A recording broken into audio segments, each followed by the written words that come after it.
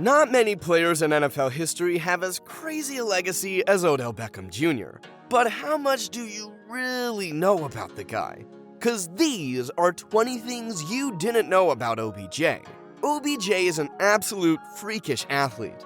He's been making big plays in the NFL for almost a decade now. But did you know that he could have been a professional soccer player? When Odell was 11 years old, he was playing soccer against 14-year-olds. And the US national program was trying to recruit him by the time he was 14. But it would have been a major commitment for the kid. There weren't any major soccer teams playing in his hometown of New Orleans. If Beckham wanted to pursue a career as a soccer player, he likely would have had to make the commitment as a teenager and would have probably had to move to Europe without his family. So he turned down the offer and pursued a career in football instead, which turned out to be a pretty good choice. Instead of flying all the way to Europe, OBJ attended a high school renowned for its football thanks to a legendary family that attended the school before him.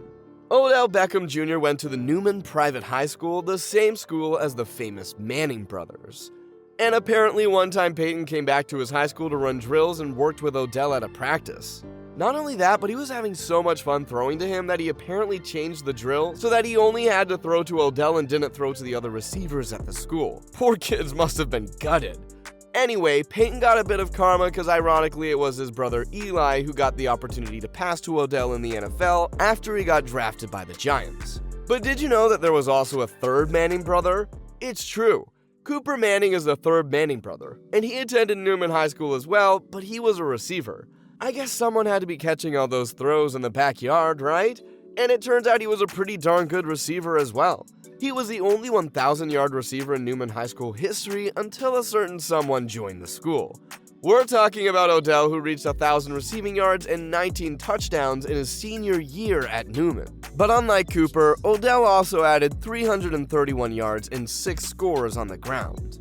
By the time he was ready to go to college, he didn't have a difficult time picking his school. We all know OBJ attended Louisiana State University, aka LSU. But the reasons why he made the choice are less known.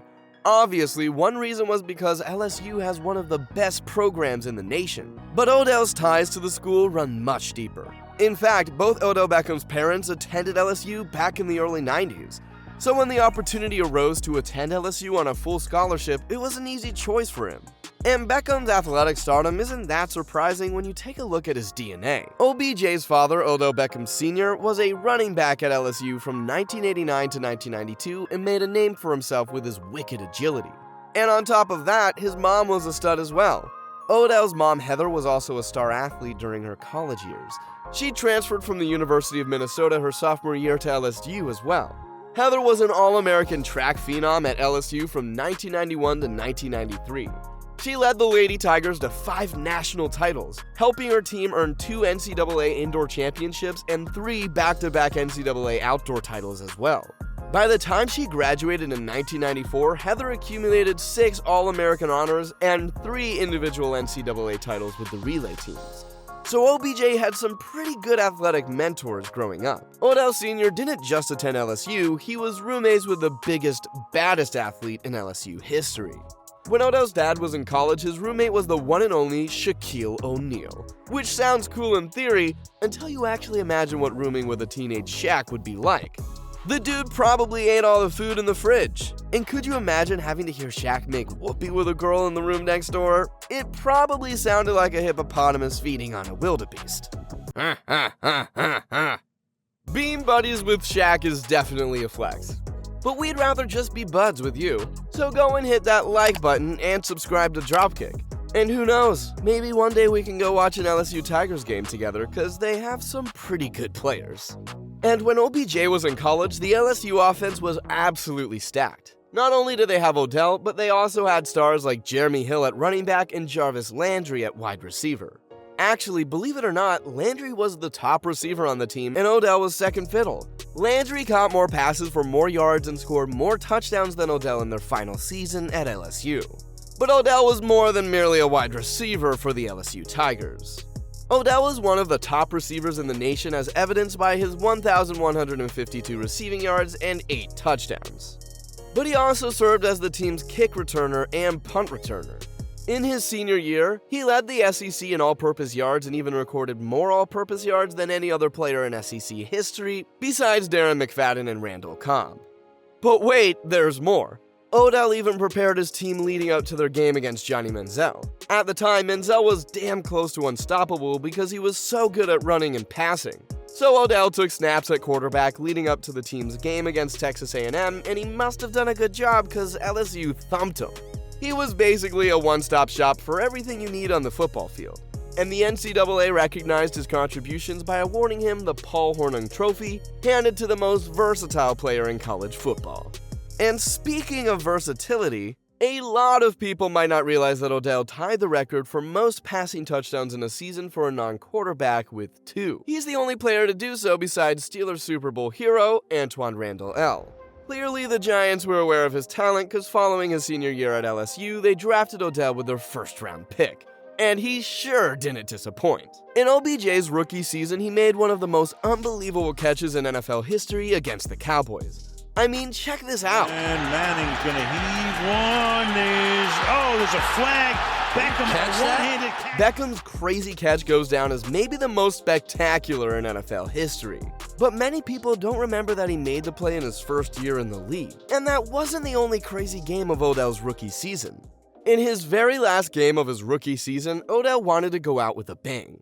But he didn't shoot himself in the leg like a former Giants receiver, Plaxico Burress.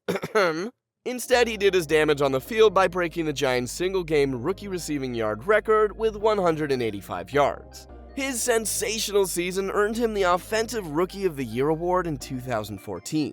Odell's rise to stardom was truly nuts. In 2016, Odell was named the cover athlete for Madden NFL 16.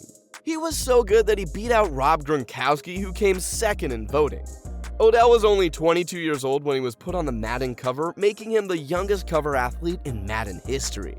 If you're wondering how the hell this guy makes one-handed catches look so easy, it's no coincidence. Odell Beckham Jr. practices making one-handed catches on the regular, and he showed off his freakish training routine in Hawaii before the 2016 Pro Bowl. There, Jerry Rice, the greatest receiver in history, couldn't help but stare at him in awe like a teenager that just got into his first Playboy magazine. I mean, Jerry was stunned and potentially aroused. And we can't blame him, because Odell knows how to handle balls like no other. I mean, you gotta see what he did with Drew Brees balls in 2015. The duo wanted to break the Guinness World Record for most one-handed catches in a single minute. So Drew Brees lined up across from OBJ and just started rifling balls at him at rapid speed. And Odell caught every single one that came his way. To be exact, Odell caught 33 breezy bullets in 1 minute to break the all-time record. However, as great as he was, things weren't always peachy for Odell. The truth is, despite his talent, there have been times that Odell has been accused of being everything from a hothead to a diva. And maybe it's true. Because after getting knocked out of the playoffs in 2017 by the Green Bay Packers, Odell was so pissed that he punched a hole in the wall outside his locker room at Lambeau Field. Which seems like a pretty dumb idea for a guy who gets paid millions of dollars to use his soft hands to catch footballs for a living. Eventually, his antics became too much for the Giants to handle, so they traded him to the Cleveland Browns. A lot of people are quick to criticize Odell for his poor play and attitude when he was on the Browns. But one thing fans should realize is that Odell might have a bit of an attitude, but his work ethic and competitiveness have never been in question. Actually, in 2019, Odell played through a severe hernia injury when he was playing for the Browns. His numbers fell off a cliff, but can you really blame him? I think that takes a hell of a lot of guts. Right when the season ended, Odell opted for surgery.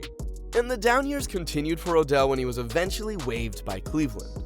But don't worry, it turned out to be a blessing in disguise. Because right after getting waived by the Browns, he signed with the Los Angeles Rams. And there, he proved he still had the stuff. Odell once again reclaimed his reputation as one of the league's most dynamic receiving threats. In the Super Bowl, he scored a big-time touchdown before tearing his ACL in the second quarter. His team still managed to close out the game without him, allowing Odell to win his first Lombardi Trophy in the NFL. Odell's career has been a roller coaster, and maybe he's a little misunderstood. Because in 2016, Odell gave a ton of money to charity.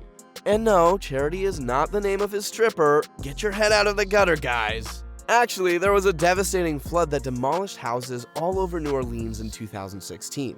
And Odell, who comes from New Orleans, donated $500,000 to rebuilding those homes. Don't worry though, he's got the cash to do stuff like that. In 2017, at the height of Odell's stardom, he signed the biggest Nike endorsement deal in NFL history. The 5-year deal paid Odell $25 million with incentives to earn up to $50 million structured into the deal. Now that is a whole lot of cash. Nike didn't end up coughing up the extra bonus money, but Odell still wants it. Odell claims that Nike intentionally suppressed sales of Odell's brand in order to avoid having to pay him $20 million in bonus money.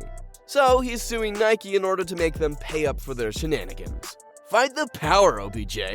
There you have it, folks. Those were 20 things you didn't know about OBJ. If you liked this video, please let me know by slapping the old thumbs up button and subscribing to DropKick. And if you want to binge watch some of the best NFL content, click on one of the videos on your screen right here. Thanks for watching.